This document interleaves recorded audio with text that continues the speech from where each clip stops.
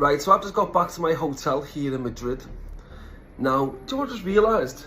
That when bullies get confronted, they then start going to their default sections of pretending to be the victims. Now, I'm going to give you a few examples in a minute, but you've got to understand that we have a team called the TPR, that is our movement.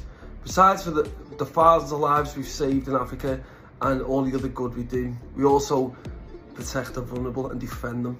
That is what we do, hence the reason why with that young girl who's got a disability is why we stepped in, because that is what we do. And the TPR, our team, went and flooded the comments and done whatever they needed to do to put the pressure on these bullies.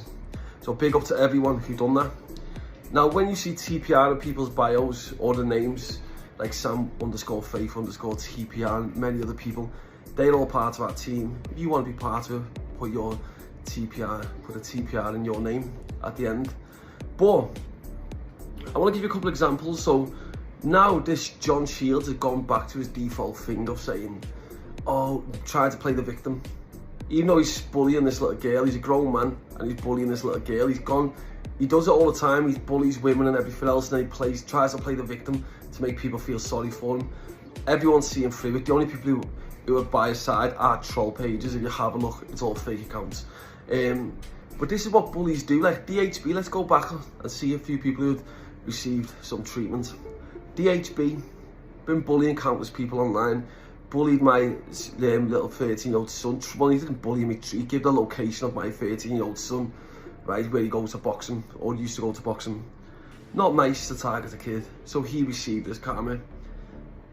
Courtney Wild mentioned about me lovely dog, Fair is in this chain, in this little locket.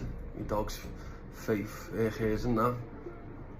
He mentioned about my dog the day after she died. I retaliated because of his actions. Now everything I do always is retaliation for actions. Then again, people are like, oh my god, that's not fair, but it was because it was in retaliation. Then move on to Darren G.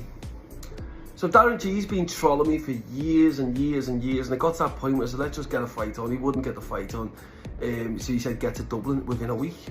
I got there within 48 hours. So Darren referred to his default section the same as everyone else did and tried to play the bit. Oh, I'm not going to Dublin, no, I'm going straight. Even though I've trolled Sam for years, I'm going to go straight. I'm not, this is not what I'm about, blah, blah, blah.